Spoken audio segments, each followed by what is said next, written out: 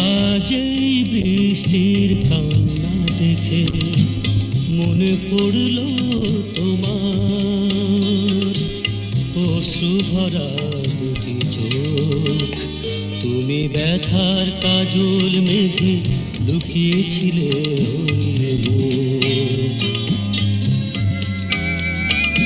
আজ এই বৃষ্টির কান্না দেখে মনে পড়ল তোমার